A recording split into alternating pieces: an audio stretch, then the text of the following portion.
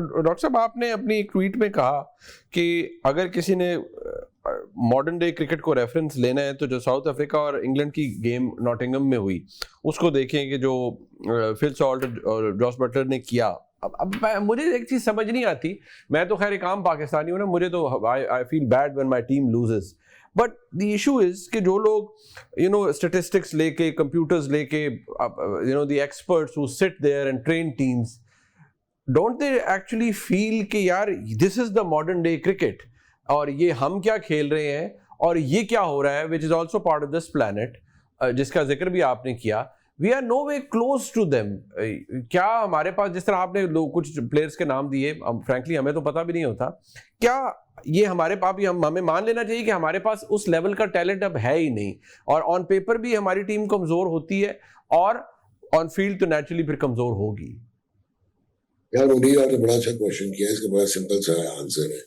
वो ये है कि पहले जब आपका एक तो फर्स्ट क्लास स्ट्रक्चर हमेशा से कोई इतना अच्छा नहीं था, उसमें बहुत मिसाइल होते थे, लेकिन आप उसको लिफ्ट करवाते थे, कायदे ट्रॉफी को, वेल्स कप को, तो आपको प्लेयर्स मिलते थे, आपका एक पाथवे होता था कि क्लब क्रिकेटर अंडर 19 खेलता था, डिस्ट्रिक्ट खेलता था, डिवीजन से खेलता था, सिटी से, एंड देन वो डिपार्टमेंट उसको उठाता था, डिपार्टमेंट गेटवे था इंटरनेशनल क्रिकेट के लिए, तो आपको प्लेयर्स मिलते थे। लेकिन दुनिया की क्रिकेट भी जो है वो स्किल पे खेली जाती थी और आपके भी स्किलफुल वर्ल्ड क्लास प्लेयर्स होते थे जो स्किल वर्सेस स्किल में on their day individual brilliance के साथ मैचेस आपको जीत के दे देते थे। अब हुआ क्या है कि अब क्रिकेट साइंटिफिक हो गई और क्रिकेट जब से ये इकोनॉमिक ड्रिवन हुई, जब इकोनॉमिक्स ड्रिवन हुई तो ये प्रोसेस ड्रिवन हो गई। जब से ये साइंटिफिक हुई है, जब साइंटिफिक इंटीग्रेशन हुई, तो आपको कुछ इंफ्रास्ट्रक्चर चाहिए था और उसको चलाने वाले एचआर वाले लोग चाहिए थे। इंफ्रास्ट्रक्चर में बायोमैकेनिक्स है, किनेसियोलॉजी है, state of the art medical panel है। आजकल वर्कलोड मैनेजमेंट और prevention, injury prevention is much more integral to a cricketing setup than their commercial department और देयर मार्केटिंग डिपार्टमेंट, क्योंकि क्रिकेट सेल्स इटसेल्फ। तो ये दो बातें बहुत इंपॉर्टेंट हैं समझने की।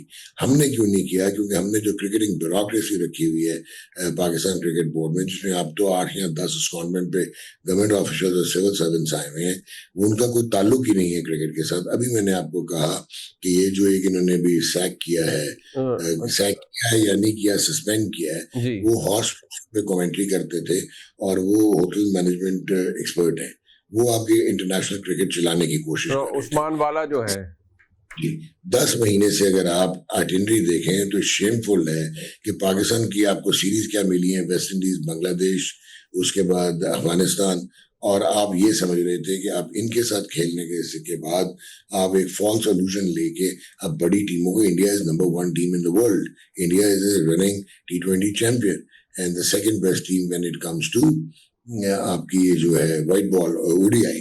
सो आपने एक तो ये डिसेप्टिव आपने अपने आप को रखा हुआ था। So at the end of the day अब आप फरारी से रेस लगाने जा रहे हो और आप फिएट हो, और वो क्यों हो? क्योंकि आप स्टेडियम पे तो आपने 18 बिलियन लगा के, और वो भी नया स्टेडियम नहीं बनाया, 3 को रिफर्बिश किया, जिसमें से एक पे कराची के आपने 7 से 8 बिलियन लगाए, और उधर आप 18 इंटरनेशनल मैच होने जा रहे हैं पाकिस्तान में अगले 3 महीने में, उस वेन्यू पे एक मैच नहीं रखा। वो क्यों नहीं रखा? क्योंकि आपकी क्रिकेटिंग ब्यूरोक्रेसी का मिलाप है, जो कि आपकी प्रोडक्शन की जो टीम है और जो ये प्रोड्यूस करती है, वो क्योंकि इक्विपमेंट को कराची भेजना ज्यादा महंगा था बजाय कि आप फैसलाबाद भेजते। आपने फैसलाबाद जो है भेज दिया, भेजेंगे आप, तो फैसलाबाद का stadium is not equipped for modern broadcasting. तो ये हो रहा है, ये प्रायोरिटीज है और रेजिस्टेंस टू चेंज है। जब मुनीब को या नुमान न्याज को बायोमैकेनिक्स नहीं आती तो वो नहीं चाहेगा कि बायोमैकेनिक्स इंटीग्रेट हो टीएल सिस्टम पे। जब मेडिकल पैनल पे डिप्लोमा होल्डर आप रखेंगे और फिर आप क्लिफ डिकन जैसे, मैं तो उसको कहता हूँ कि वो बड़ा ही ऑलमोस्ट ही इज कॉनिंग पाकिस्तान क्रिकेट।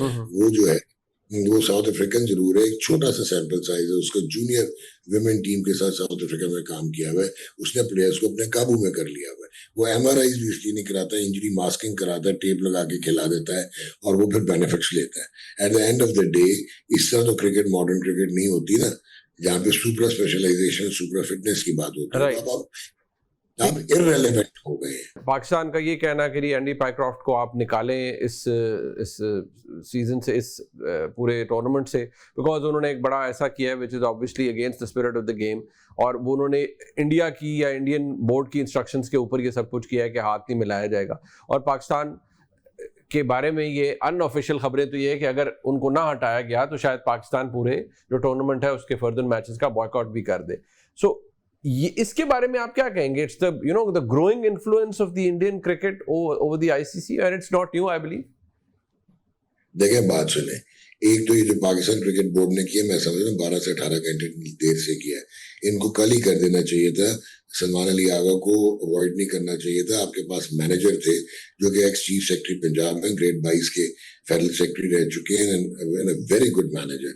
वो इनको जाके क्लॉजेस बोलने चाहिए थे, जहाँ पे जो बहुत बड़ा ब्लेमिश है वो मैं आपको एक्सप्लेन कर देता हूँ बहुत क्विकली, कि एक वो छोड़ दें, वो बाद में बात करेंगे कि इंडिया तो वैसे ही इनटॉलरेंट है, और जो आपने उनको हजमत उठाना पड़ी है, जो आपने उनकी दुर्गत बनाई है, नॉट ओनली एट टेररली लेवल, बल्कि जो आपने इंटरनेशनल जियोपॉलिटिक्स में उनके साथ कर जोड़ी है, आपने नरेंद्र मोदी का जो नैरेटिव वो जो है बिल्कुल ही खत्म करके, रिबट करके, और जिस तरह उनकी इन हाउस कांग्रेस की इश्यूज आ रहे हैं, तो वो तो इंटॉलरेंस थी। वो अपने आप को एक और ही दुनिया में और रलम में समझते हैं। Without being great they think that they are great. Yes, they are a growing economy, they can be economically बहुत पावर होंगे, क्रिकेट की इकोनॉमिक पावर है वो। अब आप मजे की चीज सुने, आईसीसी का जो कोड ऑफ कॉन्डक्ट है उसका एक क्लॉज है 2.1.1 जो स्पिरिट ऑफ द गेम का है। वो बड़ा क्लियरली कहता है कि आपने lack of respect for the opponents हो, failure to maintain positive atmosphere हो, लैक ऑफ सेल्फ डिसिप्लिन हो, और not facilitating the other team, ये कंडेमनेबल और पेनल्टी होगी आपको, और ये ऑफेंसेस है। ठीक है। अब आईसीसी का ये अपना कोड है, और आईसीसी का जो मैच रेफरी एंडी पाइक्रॉफ्ट, वो टॉस पे आपके पाकिस्तान के कप्तान को कहता है कि you will not shake hands.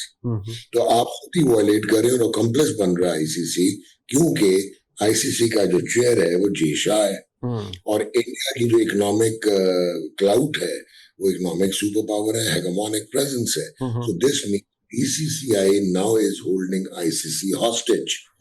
ये तो एक चीज हो गई। दूसरा, जो सूर्य कुमार ने किया, यादव ने, जिस तरह पॉलिटिक्स को इंटीग्रेट करने की कोशिश की, वो नैरेटिव भी उनका जो दुनिया में पिट चुका है, लेकिन वो जो लेके आए, तो मतलब that was like demeaning your opposition and showing disrespect to your opposition. तो ये चार्जेबल ऑफेंसेस है। ठीक। अच्छा, अब चार्ज कैसे होगा जब आईसीसी खुद ही कॉम्प्लेक्स है। अब आगे आते हैं। आपको मैं इसलिए कह रहा था कि सलमान आगा और वो जाते ही ये क्लॉजेस बोलते हैं, they should have taken the Indian management and the ICC to the cleaners there and then. आपको मैनेजर को जाना चाहिए था इंस्टेड ऑफ अवॉइडिंग। पर अभी भी जो पीसीबी कर रहा है, आई एम श्योर कि ब्रिलियंट कर रहा है, लेकिन एक कहीं गलती ना कर दें। एक आईसीसी का कोड है 2.4 क्लॉज है। वो 2.4 क्लॉज जो है वो बड़ा ट्रिकी है, वो ज्यादा क्लैरिटी के साथ है, और वो ये कहता है कि अगर जिसमें उस्मान ख्वाजा को भी सजा हुई थी, पेनल्टी पड़ी थी, और मोइन अली को भी पेनल्टी पड़ी थी, और इमरान ताहिर को भी, वो क्लोथिंग में, अगर जैसे मोइन अली ने साउथ अफ्रीका के अगेंस्ट इंटरनेशनल मैच में लिख दिया था कि free Palestine and save Gaza, तो वो रिस्ट बैंड पे था, वो क्लोथिंग का क्लॉज है। अच्छा, क्लोथिंग के क्लॉज में अगर आपने इस किस्म के पॉलिटिकल लिखनी है स्टेटमेंट्स, तो आप प्रायर परमिशन लेते हैं आईसीसी की। अब इधर एक इंटरेस्टिंग लास्ट क्वेश्चन आपको मैं कहूंगा डायलेमा, वो ये हो सकता है कि क्या बीसीसीआई ने और सूर्य कुमार ने आईसीसी को प्री इन्फॉर्म किया हुआ था और परमिशन ली हुई थी, और अगर परमिशन ली हुई थी तो then ICC fool out of themselves.